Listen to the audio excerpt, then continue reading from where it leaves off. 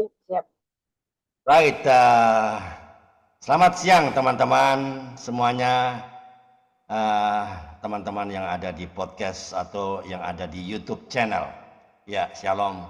Senang sekali kembali saya bisa menyapa Anda semua dalam program podcast Kompak Siang, ya, yang penuh dengan kesaksian hidup dan karya-karya Tuhan, ya. Hari ini 3 Februari jam 12.00 waktu Indonesia bagian Barat, kita akan mendengarkan sebuah kisah yang tidak biasa. Kisah tentang bagaimana Tuhan bekerja di balik perjalanan hidup seseorang, membentuk, memanggil, dan bahkan mengubah arah masa depannya. Narasumber kita siang hari ini adalah Mbak Ristiwa. Keren ya. Alright, Mbak Ristiwa ini orang yang low profile ya.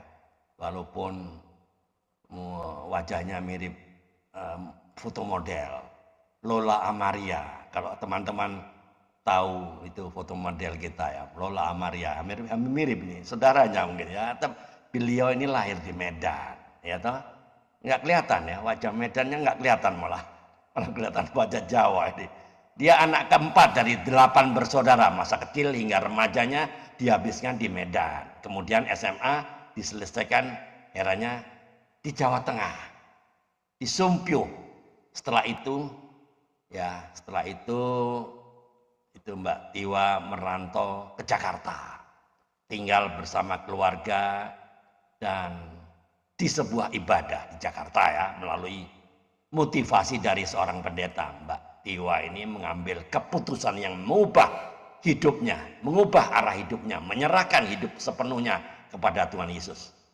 Apa yang terjadi setelah itu? Bagaimana proses Tuhan membentuknya?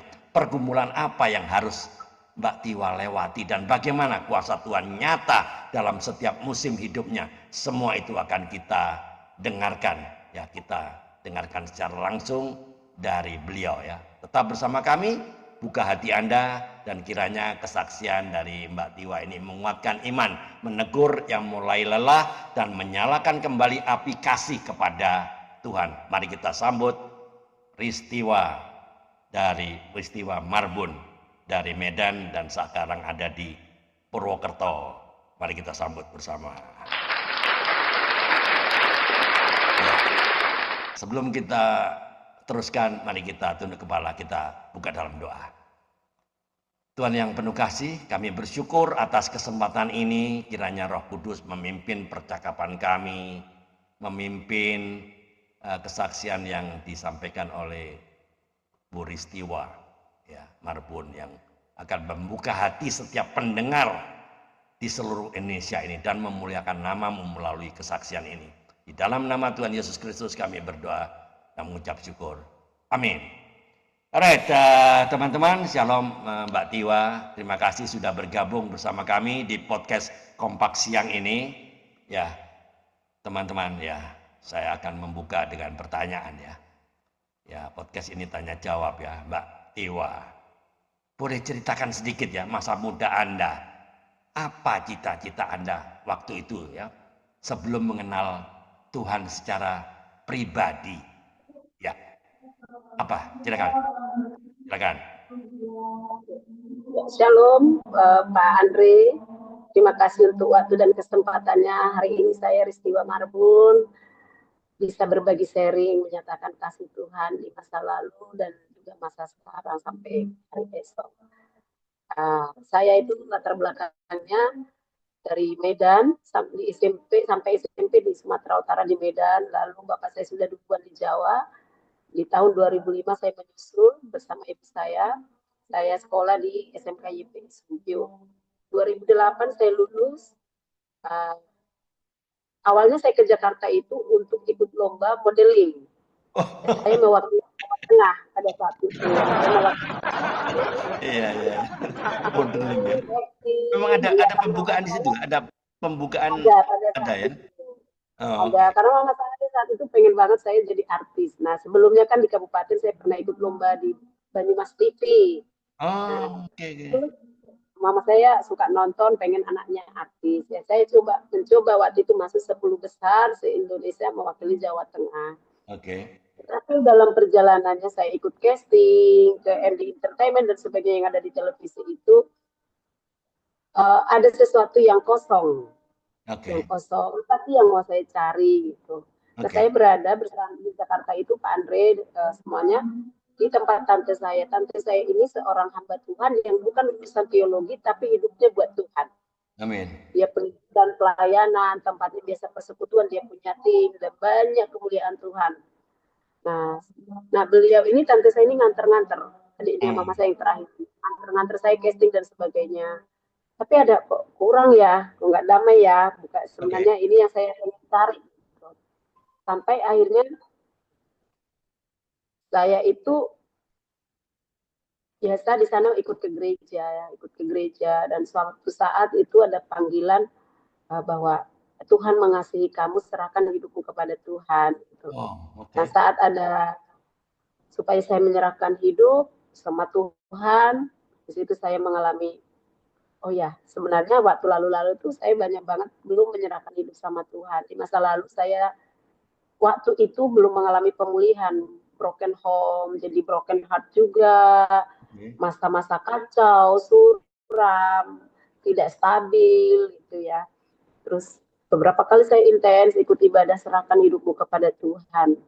Itu Tuhan memanggilmu, Tuhan ada saat ini buat kamu. Di situ saya nangis, bersyukur, dan akhirnya saya beranikan diri untuk saya dibaptis. Oh. Saya bersedia untuk Loh, dibaptis. Setelah selama saya di Medan dibaptis, belum dibaptis kah? belum, saat itu saya masih baptis anak. Oh, penyerahan Belum anak. baptis dewasa, Ya, penyerahan. penyerahan anak. Oke. Saat itu saya akhirnya memberikan diri untuk dibaptis. Seingat saya waktu itu pendeta Mikael namanya, gerejanya Pak Yesaya Priaji saat itu. Pariaji. Oke. Nah, saat saya dibaptis itu ya, saya dibaptis itu ada sesuatu yang rasanya saya lepaskan gitu ya. Saya lepaskan, terus saya kayak ringan banget gitu. Setelah saya ditenggelamkan, saya dari air itu, saya kayak ada ringan, ada beban, terus udah, Tuhan terima kasih, sekarang hidupku bukan milikku lagi ya, tapi ada Tuhan. Amin. Lalu saya bilang, mama saya dari Purwokerto itu, gimana perkembanganmu gitu. Oke.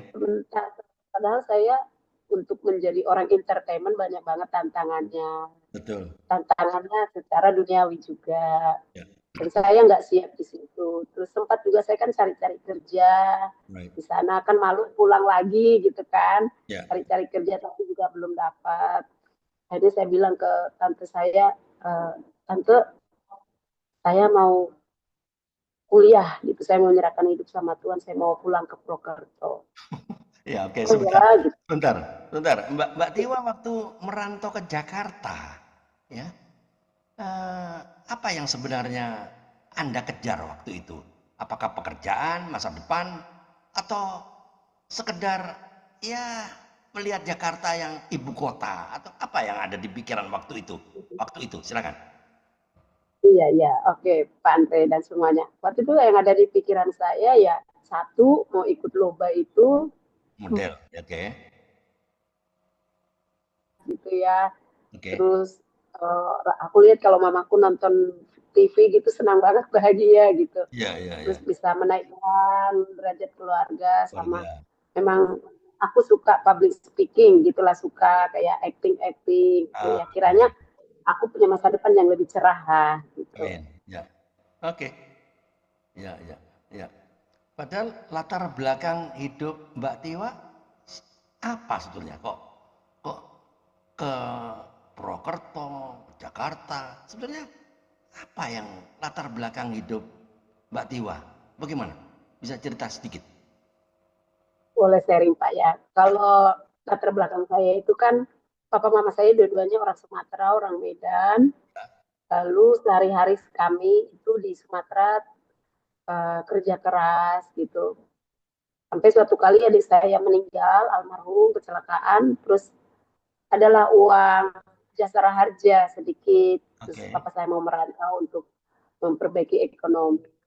Nah, selama kami di Sumatera itu saya kan mengalami satu krisis figur ayah karena ayah saya merantau. Sebelumnya juga kan papa saya jarang dekat dengan kami Oh, karena Bapak kerja di mana? merantau. Kerja di mana? Di luar? Papa saya waktu eh, di masih di sekitar Sekitar Medan. waktu itu masih di sekitar Medan tapi jarang Oh, pulang. kerja apa itu? Terus Kerja apa? ya kerja jualan, Oh, usaha oke. gitu. Iya, iya. Akhirnya pergi ke Jawa dengan punya cita-cita ya bisa kerja yang lebih baik gitu waktu itu Oke, oke. koperasi. Iya. Tapi selama di Sumatera kami mengalami ekonomi yang sangat menengah ke bawah. Jadi saya dari kelas 4 SD itu udah biasa ke sawah, ke ladang orang. Jadi teman saya itu orang-orang dewasa, Oh, ibu-ibu, oke. bapak-bapak. Jadi pulang sekolah saya sudah bawa baju ganti, saya ke sawah, tanam padi ataupun kalau panen. Oke. Nah, itu biasa saya lakukan. Terus Iya, iya. uh, waktu itu mama saya udah bilang gini kan, nanti kamu lulus SMP, kamu nggak usah lanjut SMA ya, gitu supaya aku kerja di pabrik waktu itu pergi kerja kerja merantau ke pabrik supaya nanti saya punya gaji bisa membantu mama saya adik-adik saya bisa sekolah karena kami kan Oh, iya, iya, iya, tadinya iya. 8 bersaudara Oke. tinggal 8 enam ya. terus Ya. kakak saya yang paling besar itu pun dia cuma sampai SMP karena mau membantu orang tua dia pergi Betul. merantau lulus SMP kerja ke Brastagi waktu itu. Nah, saya juga sempat waktu itu mama saya usulkan supaya lulus SMP saya langsung kerja supaya nanti adik-adik saya bisa tertolong. Ya. Karena kami pun punya sawah, sawahnya orang. Kalau Oh, panen oke. pun dibagi. Kami pun punya rumah bukan rumah sendiri. Rumahnya pun kecil sekali, nggak punya kamar mandi, nggak punya apa ya satu satu gubuk lah di situ masak, di situ makan, di situ tidur, di situ padi, di situ pakaian, di situ semuanya ya kalau hujan datang juga uh, hujan deras kita biasa siapin ember kalau angin takut tidur karena takut roboh dan sebagainya. Jadi Oh, oke. dengan anak yang banyak, papa saya baru memulai pekerjaan di Jawa merintis, kan juga masih berjuang kami di sana. Jadi saya juga dari kelas 4 SD itu udah kerja di sawah orang. Setiap pulang sekolah ke sawah orang. Hari Minggu Ya, ya. juga setengah hari Oke. selesai gereja saya ke sawah orang. Teman-temannya orang dewasa. Terus saya bilang ke mama saya, oke mah, waktu mama saya bilang kerja lulus SMP. Tapi kalau nggak ada mama saya berdoa sebagai seorang anak bilang ke Tuhan gini, Tuhan Yesus, aku pengen sekolah kayak orang lain, bisa SMA, Iya, betul. Iya. orang lain juga bisa sekolah. Aku pengen Tuhan bisa SMA nanti bisa Amin. membantu orang lain. Ya sederhananya Iya, gitu saat betul, itu. betul. Ada Sampai nggak waktu di pikiran seorang Tiwa kecil waktu itu? Saya kan sudah berdoa, saya rajin ke gereja, saya rajin ibadah, saya rajin buka Alkitab, baca firman. Kok hidup saya kok susah Tuhan? Kenapa? Gitu. Aku ikut Tuhan tapi susah. Orang yang nggak kenal Tuhan hidupnya enak. Apa nggak ada pikiran seperti itu waktu itu? Silakan.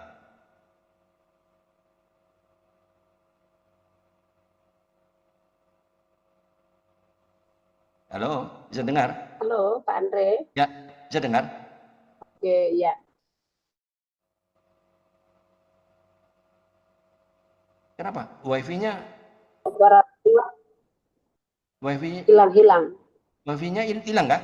Oke, Oke, good. kencang saya. Nah, saya waktu masa kecil itu Pak Andre punya jiwa pekerja keras, Ya, semangat, ceria, humble, banyak teman, banyak bergaul. Tidak kepikiran, saya nggak pernah menyalahkan Tuhan saat nggak pernah itu. ya? Oke, Yang saya very good. nggak Ya, pernah, yang saya tahu, saya kerja, saya punya uang, bisa menolong orang tua, nggak nyusahin. Terus kami bisa kumpul, kami makan right, dengan sehat. Terus ya itu yang saya alami nggak pernah nyalakan Tuhan, cuma saya pernah minta Tuhan aku pengen sekolah SMA right. gitu. Oh, oke. Jadi eh, tidak ada pikiran sepertinya kecewa sama Tuhan. Sepertinya Tuhan nggak adil. Orang nggak kenal Tuhan, hidupnya enak. Orang kaya, ya nggak ada pikiran begitu ya. Tidak ada begitu dan memang kalau kita hidup dalam kemiskinan itu Ya, tidak mudah. tidak mudah. Stigma stigma orang, tetangga, terus kita harus Ya, berjuang, kita juga harus minta kan ya. nggak saya waktu itu Pak nggak pakai listrik. Jadi kalau belajar pakai lampu yang pakai minyak tanah, lampu Ya tanah. teplok Oh ya, gitu. ya, ya. Oke. Ya, jadi terus kita juga air ya harus ke Danau Toba, lumayan jauh perjalanannya, jalan Oh, kaki dan itu kan antara sawah gitu, ada nggak ada sumur padi. kah? agak jauh, dan kalaupun saya ke rumah tetangga yang ada sumurnya itu kan Ah, terbatas. oh, Terus kita juga televisi nggak punya, listrik nggak punya. Jadi saat itu kondisinya segitunya gitu. oke, Tapi apa ya, menikmati itu hanya saat itu saya pernah mengalami yang namanya krisis fatherless. oke. Ya, krisis Terus, figur oke. ayah karena di Right. masa kecil papa saya sudah merantau, di masa remaja juga papa saya merantau. Jadi Jarang, saya jarang kalau pulang disuruh ya. nyanyi sama Oke. disuruh nyanyi sama guru, saya cuma satu lagu favoritnya sampai sekarang. Oke. Jadi untuk ayah tercinta. Jadi nanti guru saya yang nangis, yang meluk saya gitu Oke, ya. oke. Karena ya mungkin lama sekali tidak pernah bersentuhan kasih sayang dengan papa karena papanya sering merantau pindah-pindah. Ya begitu. Ya, ya, right. Disitulah ya. Eh, Kembali ke Jakarta dengan harapan bisa dapat kerjaan, ya toh, dapat ya masa depan yang lebih baik itu maksudnya ya. Itu tante siapa? Iya. Adiknya mama atau kakaknya mama atau siapa? Ya, oke, saya next ya Pak. Ya, Terus akhirnya dari Sumatera itu kami dibawa tante kami lah sama papa kami, dan kami siap pulang ke, ya, kami datanglah merantau ke Purwokerto di Sumpiu itu. Nah, disitulah kami waktu di Jakarta Tuhan siapa itu? mengizinkan. Tantenya atau siapa? Atau adiknya mama kah? Waktu yang di Jakarta, saya merantau ke Jakarta itu milik mama kandung paling bungsu. Kenapa? Adiknya. Iya, adik mama paling bungsu. Oh, oke, oke, oke. Tapi sudah lama di Jakarta, begitu, betul ya? Iya, Oh, jadi dia undang sudah untuk sejak sana bantu-bantu gitu ya? Oke. Jadi masih ada di sana, masih di Jakarta, atau sampai sekarang masih. masih ada ya? Beberapa bulan lalu juga saya Tapi masih komunikasi dengan tante di Jakarta ya? sangat baik, sangat baik. Oke, very good. Ya, oke. Kembali kita eh, waktu ibadah. Ini ibadah luar biasa ya. Ada sentuhan, hatinya tersentuh kan? Iya. Supaya menyerahkan hidupnya pada Tuhan. Apa yang ada di pikiran Mbak Tiwa waktu itu?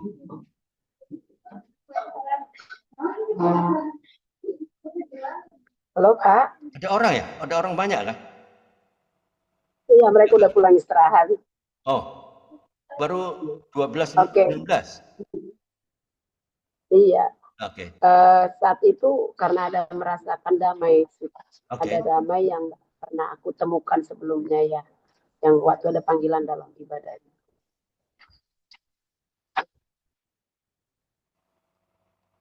Ada kedamaian waktu ibadah itu kan? Halo? Aduh, wifi-nya hilang ya? Wifi-nya hilang-hilang kan? Pakai wifi kantor kan ini? Pakai wifi kantor, betul? Halo? Halo? Halo Tertutup. Pak, kedengaran? Ya, sudah. Tadi tertutup tadi. Ya. Iya. Kenapa? Ini wifi-nya naik turun kah? Wah, saya pakai kuota sendiri. Oh, enggak ada wifi di kantor. Iya, karena Enggak ada. takut kalau wifi nanti dia nggak stabil, karena kan banyak yang pakai. Oh, oke. Oke. Ya. Lalu waktu pendeta itu em, memberikan konfirmasi bahwa serahkan hidupnya pada Tuhan. Apa yang ada di pikiran Iya. Mbak Tiwa waktu itu?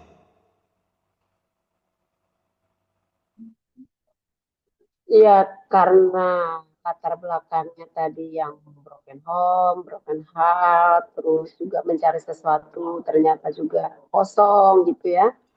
Nah, saat mau menyerahkan hidup sama Tuhan itu ada keringanan, ada Oke. sejahtera yang belum pernah ditemukan.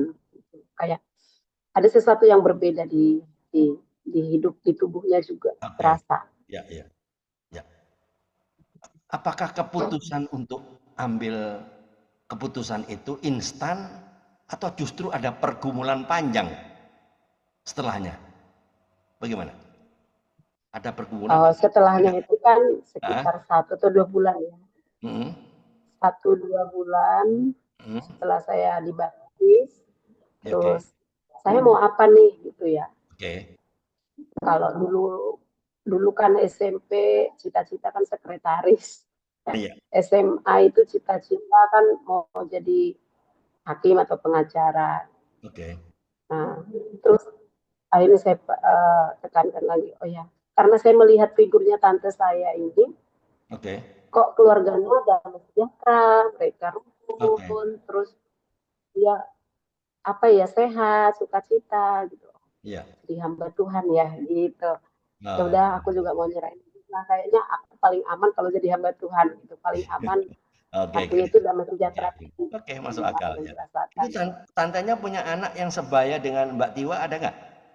Atau nggak ada yang sebaya? Enggak ada. Enggak ada. Masih kecil-kecil kah anaknya? Anaknya satu masih kecil waktu itu. Waktu SD itu atau masih kecil. SMP saya lupa. Oh, masih apa SD kah waktu itu? Sepertinya ya SD SMP Oh, kayaknya. SMP ya? Mm-mm. Oh ya ya. Oke. Eh, jadi waktu Mbak Tiwa ambil keputusan ya, terus apakah saat itu kepingin ada di pikiran Mbak Tiwa itu untuk sekolah teologi? Waktu itu bagaimana? Ya, karena saya mau kuliah lah gitu. Oke, Kuliah apa? Karena mengalami tadi pemulihan baru, oke, hidup baru itu, jadi mau ambil sekolah teologi. oke. Karena saat itu kan keadaan keluarga juga belum totalitas pulih kan, Ya. gitu. Ya, kalau secara materi, bapak saya lagi bagus-bagusnya ekonominya. Oh, Nah, oke. makanya harapannya papa saya itu saya jadi tadi pengacara lah, ambil hukum. Tapi ada ya kuat di hati itu mau jadi hamba Tuhan. Saya Oh, mau ambil sekolah tinggi. Ya tadi karena salah satunya mengalami ada damai sejahtera, mau nyerahin totalitas sama Tuhan, sama lihat figur tante saya itu. ya. Oke. Apakah ada komentar apa dari tante waktu Mbak Tiwa mau ambil sekolah teologi? Ada komentar dia nggak? Oh, kalau tante saya mendukung, mendoakan. Oh, Yang nggak mendukung. setuju saat itu dengan di sekolah teologi papa saya. Papa yang nggak setuju ya, maunya sekolah apa jadi pengacara itu ya, hukum ya. Iya, iya, karena ada beberapa keluarga saya itu di sekolah teologi, mereka di tengah jalan berhenti dan jadi sandungan mungkin ya. Terus Oh, papa saya bilang, depanmu bagaimana kalau kamu ambil sekolah teologi? Itu ya, mau masa depanmu seperti apa? ya, Terus ya. makanya selama saya kuliah saat itu karena ketidaksetujuan papa saya nggak didukung secara ekonomi saat itu. Oh, oke. Tapi ya diperhatikan tetap baik, responnya positif, cuma secara ekonomi tidak didukung Oke. totalitas. Siapa yang mendukung ekonominya untuk bayar sekolah teologi mahal juga. Tak tante Uh, ya? saya saya waktu kuliah di Diakonos itu kan tidak dapat beasiswa. Ya. Jadi saya kuliahnya itu satu ya mama saya seberapa pun yang dia punya, terus ada orang yang membantu namanya mereka ya suami istri papa mama ambing Oke. itu mereka rutin ngasih untuk saya beli sabun pokoknya tiap bulan ngasih lah tuh terus saya sempat juga sambil kerja kayak di Alfamart gitu di minimarket saya Oh, kerja oke. saya, sambil kuliah karena waktu itu saya kuliahnya ambil yang kuliah guru di hari Jumat dan Sabtu Ya. jadi hari Senin sampai Kamis saya kerja terus Jumat Sabtu saya kuliah hari Minggu saya ibadah dulu setelah itu kerja lagi gitu seterusnya Oke. Pak nah itu yang menolong. Oh, oke. Jadi istilahnya mandiri lah ya waktu itu ya.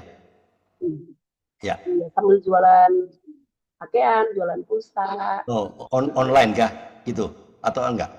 Oh enggak, jualan pulsa terus jualan baju. Waktu itu ada teman saya dari Arca Winangun saat itu yang kasih Oh, pakaian terus dari baju dari Jogja. oke. Terus jualan produk Oriflame juga. Oke. Ya, ya, ya. Ya, ya, menarik ya pengalaman ini. Mungkin teman-teman di YouTube channel bisa mengambil apa hikmah ya dari apa yang dialami kesaksian pribadi dari Mbak Tiwa hari ini ya. Jadi apakah Mbak Tiwa menghadapi pandangan yang sepertinya nggak ada kepastian sekolah teologi, mungkin dari keluarga atau orang terdekat, ada nggak pandangan seperti itu? Mohon untuk Ya,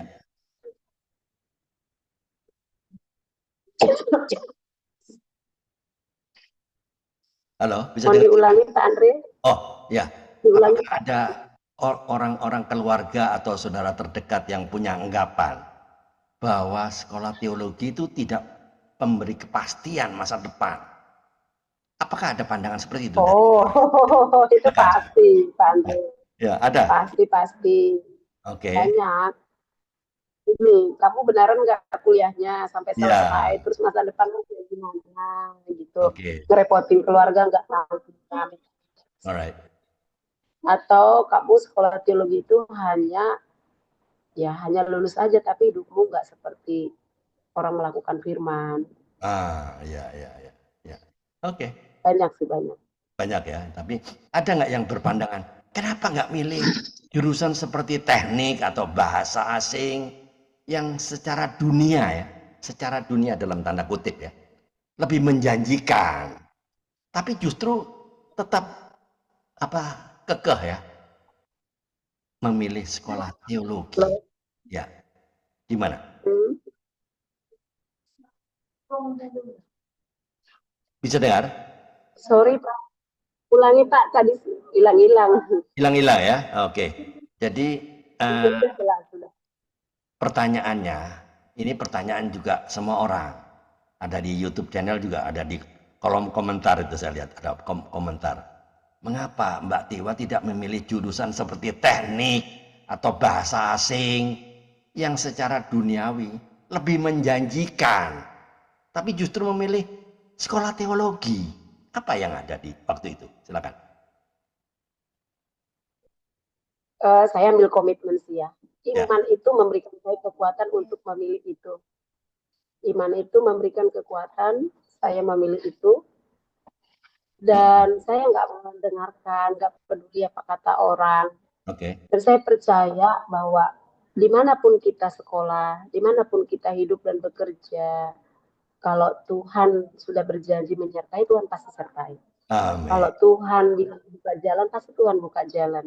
Dan Alright. aku lihat tadi dari sosok tanteku itu, dia tidak sekolah teologi, bahkan Oke. dia hanya melayani Tuhan pelihara. Dan Amin. hidup mereka penuh dengan kesaksian. Terus saya juga lihat Tuhan Yesus ya. Saya waktu itu kagum banget sama yang namanya Tuhan Yesus. Oke. Kok ini beda banget ya, sosoknya beda banget ya gitu. Oke. Kok nggak mikirin tentang dirinya sendiri?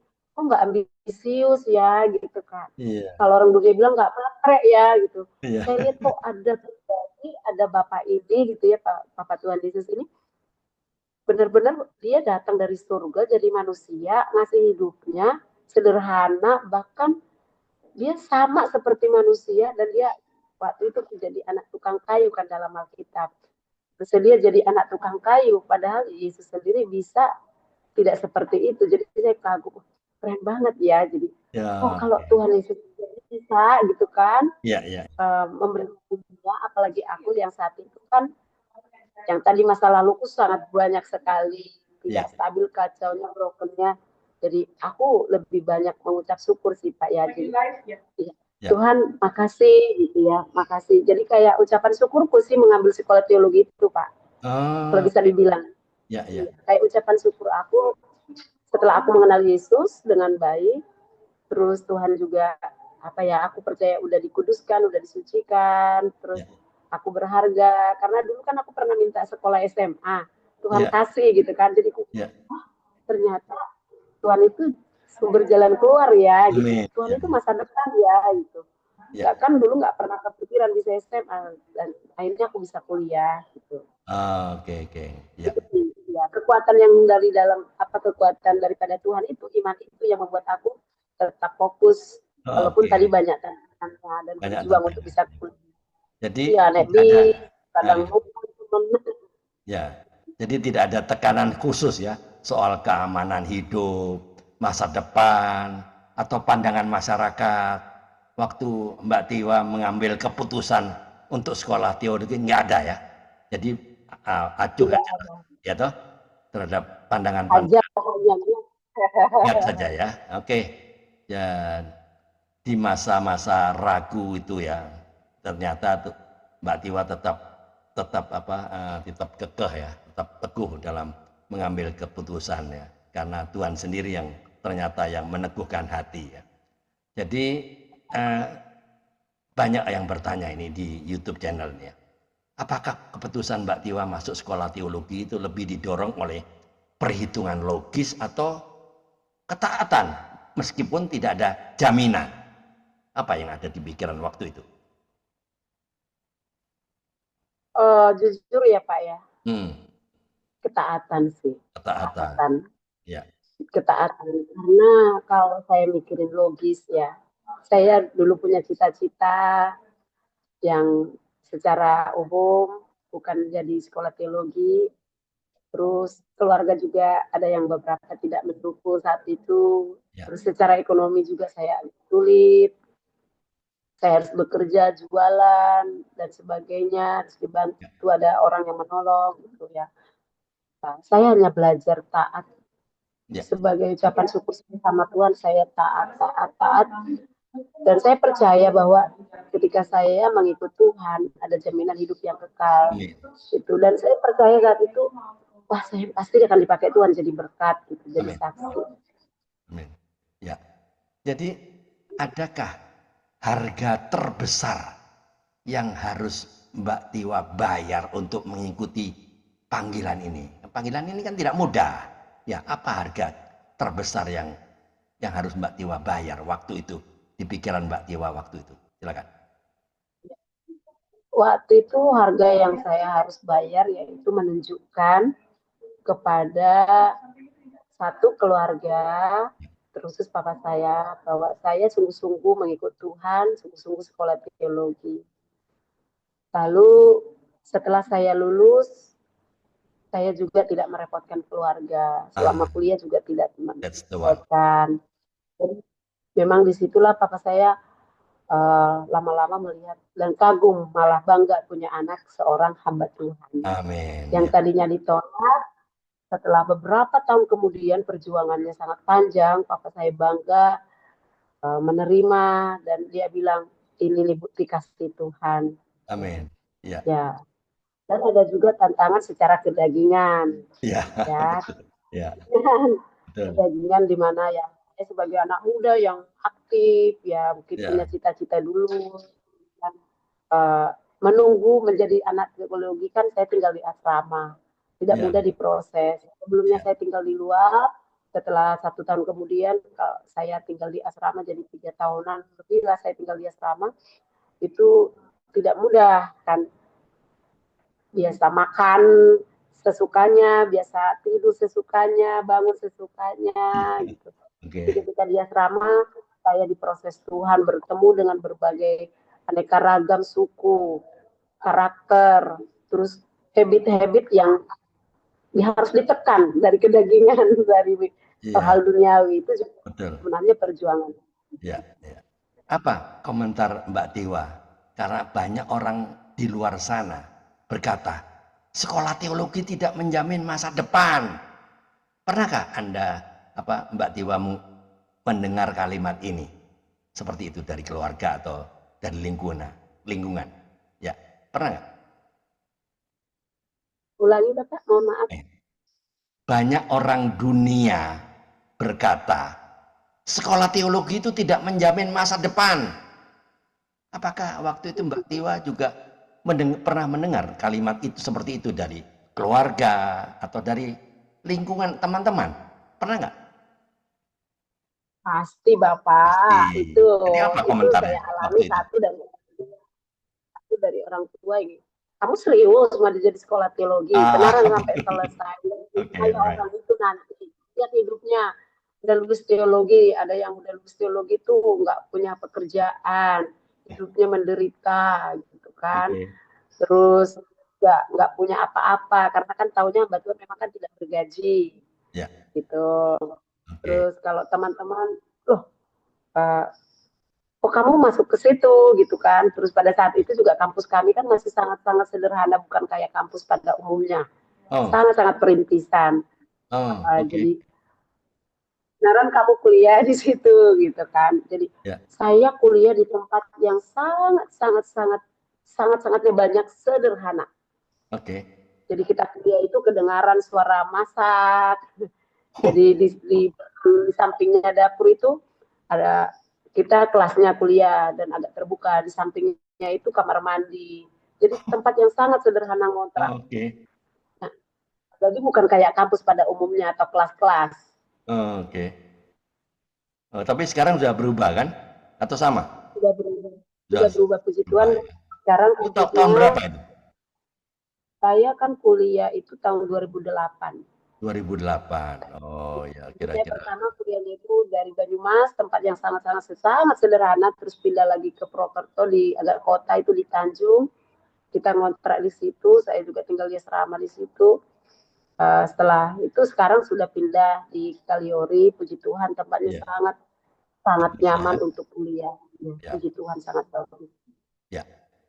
Saya akan bertanya melangkah lagi satu segmen yang lain ya.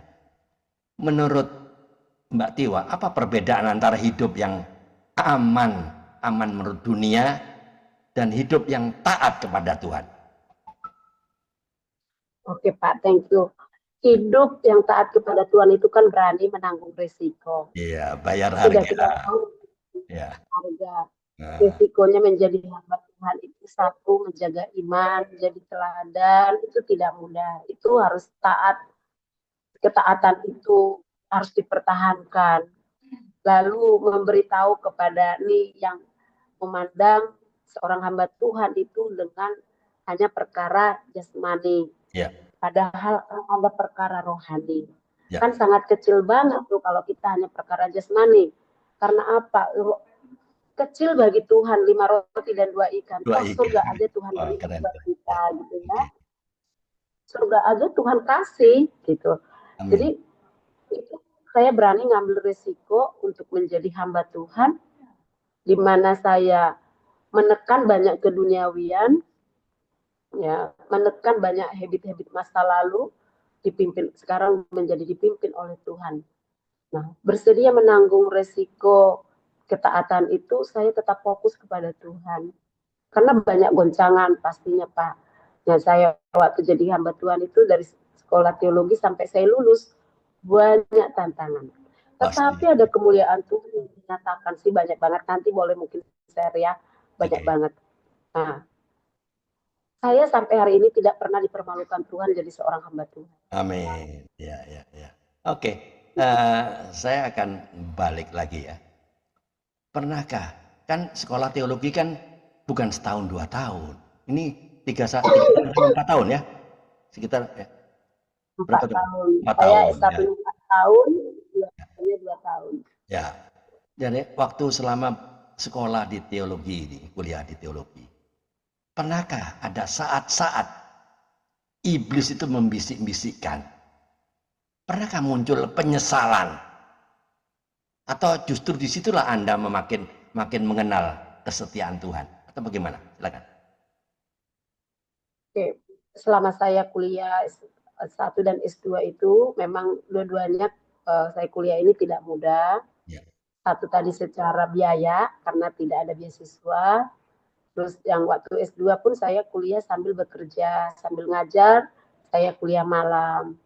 Terus saya juga ada sering naik bis di terminal, saya diantar oleh teman, dibonceng, saya nunggu di terminal sampai hampir pagi hari. Dan saya baru nyampe rumah, semua udah tidur gitu ya. Ya. Tuhan melindungi, Tuhan memberikan keamanan. Ya. Nah, kalau dibilang ada pernah penyesalan, jujur, saya ingat saya sampai sekarang saya tidak pernah ada Tidak pernah. penyesalan saat itu. Ya, ya. Hanya tantangan yang dihadapi banyak sekali. Banyak sekali. Ya. Hmm, Oke, banyak masuk akal. sekali. Oke. Untuk tetap setia mengikut Tuhan, tetap setia melayani Dia, menjadi hambanya itu memang diuji banget Betul. kesetiaan itu. Disitulah Tapi penyesalan proses sampai ya. hari ini tidak ada. Saya bangga sekali. Amin. Amazing, bro. Amazing. Amazing Jesus. Oke, ya. Ya. Jadi tidak ada muncul ketakutan ya, bagaimana nanti saya hidup, bagaimana makan, bagaimana masa depan, bagaimana dengan keluarga. Nggak ada sama sekali ya, karena sudah Tuhan sudah Tuhan ikut turut bekerja dalam proses itu, betul ya? Oke. Banget. Ya. Di momen-momen yang tidak mudah ya menjalani proses ini ya, sekolah teologi kan nggak sebentar. Ya, apa yang Tuhan kerjakan dalam hidup Mbak Tiwa waktu itu? Adakah ayat atau pengalaman apa yang paling menguatkan? Atau ayat-ayat apa yang paling menguatkan? Silakan. Ya, ayat yang menguatkan waktu itu ya Matius 6 ayat 33, carilah dahulu kerajaan Allah dan kebenarannya. Oke, ayat hafalan ya. Ayat hafalan itu. Oke. Matius 6. Menguatkan ya. Saya tahu tuh ayat hafalan. Ketika aku fokus kepada Tuhan, fokus kepada Tuhan bukan fokus kepada berkat. Iya. Semuanya Tuhan pelihara. Sumber yang fokus kepada yang sumber pemberi berkat. Oke, very good ya teman-teman ya. Tuhan sedang berbicara ya kepada pendengar lewat kisah hidup Mbak Tiwa hari ini ya. Luar biasa. Jadi adakah pesan-pesan ya yang Bu Tiwa Mbak Tiwa mau sampaikan kepada pendengar ya, kepada pendengar-pendengar agar mempunyai komitmen atau semangat seperti yang Mbak Tiwa alami. Silakan sampaikan pesan-pesan apa kira-kira. Buat kita semua yang sudah mengikuti Yesus atau yang baru mau mengikuti Yesus, jangan takut, percaya saja. Amen. Sebab dialah Tuhan Yesus satu-satunya jalan kebenaran dan hidup. Setiap orang yang mengikut Dia tidak akan pernah binasa. Setiap orang yang mengikut Tuhan, itu kita adalah anak kesayangan. Kita sudah dipilih. Tentang masa depan, Tuhan sudah pelihara. Kalau saat ini teman-teman semua pemirsa tidak harus jadi hamba Tuhan di pekerjaan secara umum, ya tidak harus memberikan diri jadi sekolah teologi, ada yang dokter, ada yang mungkin pedagang, ada yang profesor, polisi dan sebagainya. Tetap semangat mengikut Tuhan dengan profesi masing-masing, kita bisa menjadi berkat, menjadi terang. Mengikuti Yesus dengan setia, sekalipun resikonya banyak sekali. Iya. Karena kita melakukan yang namanya kebenaran. Kebenaran itu tidak disukai oleh disukai. Itu sangat bertolak belakang. Ya. Tapi ketika kita mengikuti Yesus, taat sama Tuhan, panggilan Tuhan, setia, apapun kondisinya, ada yang lebih besar jaminan Yesus, yaitu hidup kekal. Sebab di dunia ini hanyalah sementara yang kita pertanggungjawabkan. Yes. Dan pesan saya juga sebagai orang Kristen, atau kamu nanti yang akan pengen mengenal Tuhan, gak cukup sekedar tahu. Tapi hiduplah mengenal Dia, berjalanlah bersama dengan Tuhan Yesus, itu sangat asik. Amin. Asik sekali. Amin. Gitu. Dan kalaupun punya persoalan, tenang saja, kamu tidak menanggungnya sendirian. Ada Tuhan yang menanggung, Tuhan memberi kekuatan dan juga jalan keluar. Masalah kita itu kecil banget. Karena perkara yang besar ialah surgawi. Ya, dan orang-orang yang mengikuti Yesus tidak akan dibiarkan tergeletak. Buktinya saya sampai hari ini seorang hamba Tuhan, saya tidak cuma SMP, permohonan doa saya waktu itu SMA, saya bisa SMA, saya bisa kuliah S1, bisa kuliah S2, saya pernah jualan, pernah mengajar di SD, SMP, SMA, saya mengajar pernah di beberapa STT, dan sekarang saya pelayanan di kantor Kementerian Agama, ya jadi ASN pendulu, ya P3K, dan itu karena anugerah Tuhan. Amin. Karena kasih karunia Tuhan cukup bagi saya, cukup juga bagi saudara semua. Yes. Makanya jangan takut, percaya saja. Tuhan itu segala-galanya. Amin. Senanglah dia, hiduplah bersama dia. Amin.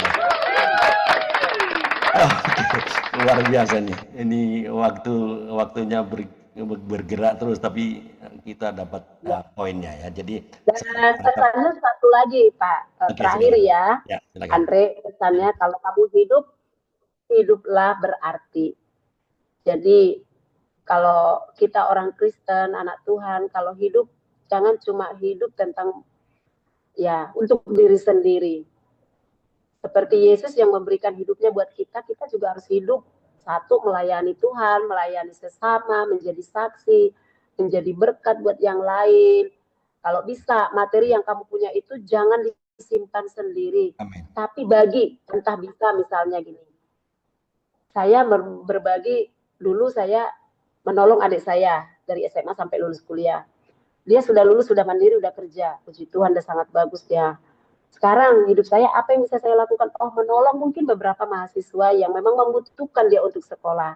Amin. Nah, mungkin Bapak Ibu yang bisa hidupmu memberikan walau hal sekecil apapun, itu pasti akan menuai. Ya. Jadi, jadilah berkat, jadilah saksi, memberitakan Injil, lalu semangat dalam segala sesuatu, hidup berarti bagi Tuhan. Ya. Mas, Oke. Pak, thank you Pak. Very good ya, teman-teman, luar biasa ya kesaksian dari Mbak Tiwa hari ini. Ya. Jadi pesan moralnya ya sangat tangkap dari kesaksian dari Mbak Tiwa ya, teman-teman boleh ambil pesan moralnya ya. Pesan moralnya, kesaksian hidup bukan tentang seberapa hebat masa lalu kita, melainkan tentang seberapa besar kasih karunia Tuhan yang mengubah seorang Tiwa ya, Ristiwa. Apapun latar belakang kita, Tuhan sanggup memulihkan, memakai dan menjadikan hidup kita itu alat menjadi berkat bagi banyak orang. Asal kita mau taat dan berjalan bersamanya. Teman-teman, dari kesaksian Mbak Tiwa hari ini kita belajar ya bahwa tidak ada hidup yang terlalu rusak bagi Tuhan untuk dipulihkan, dan tidak ada masa lalu yang terlalu gelap untuk terang Kristus bersinar. Kiranya setiap kita tidak hanya terharu oleh cerita kesaksian dari Mbak Tiwa ini, memang menyedihkan ya, tidak mudah untuk mengalami hal-hal yang susah untuk diceritakan, dialami untuk seorang perempuan ya, seperti Mbak Tiwa. Tapi kita juga dikuatkan untuk terus setia mengikuti Yesus dan berani membagikan apa yang telah Dia lakukan di dalam hidup setiap kita. Teman-teman, sampai jumpa di episode berikutnya. Kira-kira saya punya dua pertanyaan ya untuk teman-teman yang ada di YouTube channel yang sedang menonton di saat ini. Lumayan banyak ini teman-teman ya. Satu, tolong dijawab dengan jujur dan renungkan jawaban Anda masing-masing. Nggak usah dijawab ke saya. Renungkan masing-masing jawaban Anda. Satu, setelah mendengar kesaksian Mbak Tiwa hari ini, siang ini, bagian hidup mana yang sedang Tuhan sentuh dan ubahkan dalam diri Anda? Dan pertanyaannya, apakah Anda mau taat pada prosesnya? Kedua, jika Tuhan sanggup memulihkan hidup seorang Ristiwa Marbun, langkah konkret apa yang akan Anda ambil untuk hidup lebih dekat ya dengan Kristus dan menjadi berkat bagi orang lain? Tolong dijawab masing-masing dan renungkan jawaban Anda. Alright, teman-teman, God doesn't call the qualified, He qualifies the call. Jadi Tuhan tidak memanggil orang yang sudah layak, tetapi Ia melayakkan orang yang dipanggilnya. Your past may explain you, but it does not define you in Christ. Masa lalu mungkin menjelaskan siapa kita, tapi tidak menentukan siapa kita di dalam Kristus. Itu yang saya tangkap pesan moral dari kesaksian Mbak Tiwa. Mari kita tunduk kepala, kita berdoa. Tuhan Yesus, terima kasih untuk setiap kesaksian yang menguatkan iman setiap kami yang ada di YouTube channel ini, yang ada di podcast Zoom ini. Biarlah hidup kami terus diubahkan hari demi hari oleh kasih-Mu. Dan pakailah kami menjadi saksi-Mu dimanapun Engkau tempatkan kami. Tolong kami untuk berjalan, untuk setia sampai akhir. Dan jadikan hidup kami alat kemuliaan bagi nama-Mu. Di dalam nama Tuhan Yesus Kristus kami berdoa dan mengucap syukur. Oke, terima kasih Mbak Tiwa. Ini kesaksian yang sangat berharga. Mudah-mudahan teman-teman di YouTube channel bisa mengambil pesan-pesan positif ya, supaya kita dapat membagikan juga betapa dahsyatnya Tuhan kita ya. Tetap semangat. Tuhan Yesus memberkati. Sampai jumpa Mbak Tiwa. Terima kasih. Oke, mau masuk kerja ini, saya nggak bisa lama-lama ini. Cukup saya kira. Oke, nanti kalau ada lagi sesi kedua ya.